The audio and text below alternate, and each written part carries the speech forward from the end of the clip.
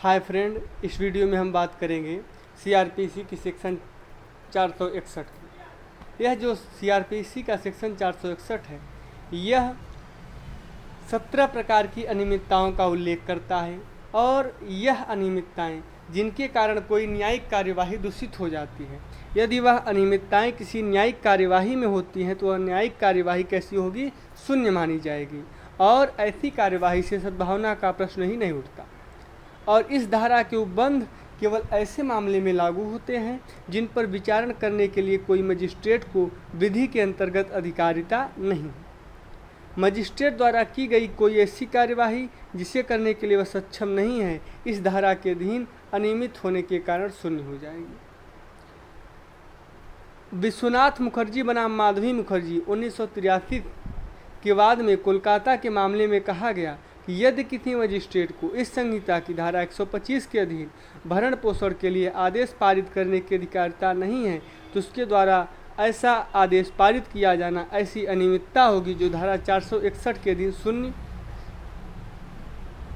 होगी।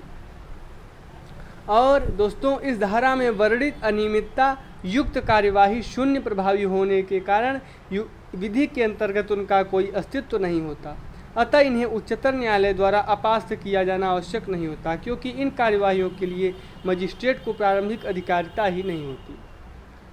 आगे देखेंगे दोस्तों, एक केस में सिंघाड़ा सिंह बनाम राज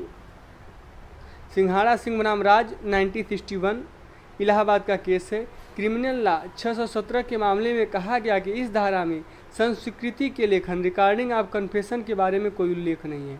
फिर भी यदि संस्कृति किसी ऐसे मजिस्ट्रेट द्वारा भी लिखित की जाती है जो उसे अभिलिखित करने के लिए अधिकृत नहीं है, तब ऐसी संस्कृति शून्य होगी। रामदास केलुनायक बनाम BS मुद्दैया 1978 इस केस में कहा गया, क्रिमिनल लॉ जर्नल 1063 कर्नाटक के मामले में निश्चित हुआ कि दंड प्रक्रिया संहिता का यह सामान्य सिद्धांत है कि अभियुक्त का विचारण उसी मजिस्ट्रेट या न्यायाधीश द्वारा किया जाए जो इसके लिए सक्षम है। यदि साक्ष्य किसी ऐसे मजिस्ट्रेट द्वारा लिखित की गई है जिसे ऐसा करने की अधिकारिता नहीं है तो उत्तरावर्ती न्यायालय इसे अगले प्रक्रम से कार्यवाही चालू नहीं करते हुए उसे पुनः से प्रारंभ करेगा। अतः दोस्तों, जैसा कि यह बताता है कि 461 आपका सेक्शन कि अगर यदि कोई मजिस्ट्रेट है जो निम्नलिखित बातों में से जो 461 में 17 बातें बताई गई हैं उसमें कोई बात विधि द्वारा इस निमित्त सशक्त न होते, मतलब अगर वह अपनी अधिकारिता के बाहर करता है तो उसकी कार्यवाही क्या मानी जाएगी? शून्य मानी जाएगी। थैंक यू दोस्तों।